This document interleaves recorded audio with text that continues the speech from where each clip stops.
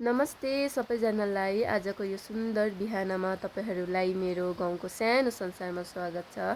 संसारभन्दा धेरै टाढा यो हरियाली र शान्तिमा मेरो दिन कसरी सुरु हुन्छ आज म तपाईहरूलाई देखाउने छु। हेर्न सक्नुहुन्छ यो चाहिँ हाम्रो गाई होइन। अन्त आजको हाम्रो बिहान चाहिँ धेरै नै पानी परिरहेको थियो, दिन वेदर यस्तै थियो। म चाहिँ घाँसमा गइनँ अनि बाख्राहरू हेर्नु आएको थिएँ है। घाँस पनि एकदमै थिएन अनि यस्तो बाख्राहरू कराउँदै बसिरहेको थियो। अन्त यस्तो पानी झरीमा चाहिँ नानी चाहिँ पछाडि पछाडि पछ्याउँदै आउँदै म लडेँ भन्दै थिएँ होइन।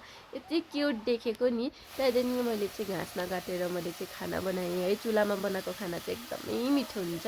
अन्त मैले त्यसमा दाल उयो गरेँ, कराईमा चाहिँ मैले दाल बसालेँ। त्यहाँनिर यो चाहिँ मेरो खाना होइन। खाना खाइसकेर चाहिँ मैले किचनको चुला चाहिँ लिप्नु पर्यो भनेर सोचेर चाहिँ मैले चुला पुस्दै थिएँ अरे। आई मिन द्याट झाडु कुच्चो लाउँदै थिएँ। अन्त कुच्चो लाउँदा म चाहिँ अब म लिप्नु पर्यो भन्ने सोचेँ, तर नभ्याउने भएँ किनभने हामीलाई घाँसमा पनि त जानुपर्ने थियो।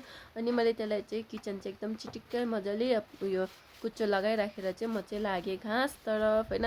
मैले चाहिँ दुईवटा डोको बोकेको थिएँ किनभने एउटा चाहिँ माथिल्लो घरमा दिनुपर्ने थियो अनि एउटा चाहिँ मेरै थियो। अब यो बोकेर चाहिँ म घाँसतिर साह्रो लागेँ। अन्त माथिल्लो घरमा चाहिँ सुमाले चाहिँ सुँगुरको लागि चारो काट्नु हुँदै रहेछ। अन्त सुमाले चाहिँ भन्नुभयो मेरो खोर्सानीमा हालिदिनुको लागि पिसाब लगिदेऊ न गाईको भन्नुभयो। अन्त हामीले चाहिँ दुईजना मिलेर चाहिँ गाईको पिसाब चाहिँ खोर्सानीमा हाल्नुको लागि लग्यौँ। अन्त यो लगिसकेर चाहिँ फेरि गयौँ हामी घाँसमा।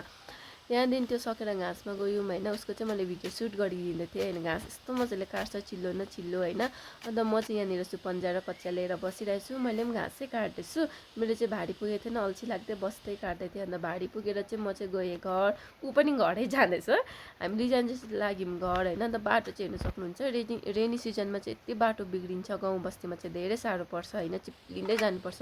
घर पुगेर चाहिँ अन्त मैले बस्तीको आलु काटेँ होइन। बस्तीको आलु चाहिँ एकदम मिठो हुन्छ, छिटो पनि पाक्छ, मलाई चाहिँ मनपर्छ होइन। त्यहाँदेखि चाहिँ मैले काटेँ अदुवा होइन, किनकि हाम्रो चाहिँ मासु खाने प्लान भयो अचानक होइन। अन्त मैले चाहिँ सिलौटामा लसुन र अदुवा चाहिँ पिस्नु थालेँ होइन। यसरी पिसेर चाहिँ हाल्दाखेरि चाहिँ अलग्गै टेस्ट आउँछ क्या। त्यो अब मिक्सरमा गिर गर्नुभन्दा राम्रो, अब प्याकेटको किन्नुभन्दा राम्रो चाहिँ मलाई चाहिँ यसरी नै पिसेर चाहिँ चिकनमा हालेर खानु मनपर्छ। मलाई चाहिँ धेरै मनपर्छ। तपाईँलाई मनपर्छ मन पर्दैन कमेन्टमा भन्नुहोस् होला। अनि त्यहाँदेखि मैले चाहिँ धनियाँ काटेँ। यो धनियाँ चाहिँ दालमा हाल्नुको लागि है। यो चाहिँ एकदम अर्ग्यानिक है, हामीले आफै फलाएको होइन, मिठो हुन्छ। अन्त दालमा हालेर चिकनमा हालेर खायौँ। आजको मिनी ब्लग चाहिँ यति नै। Bye bye, see you next video.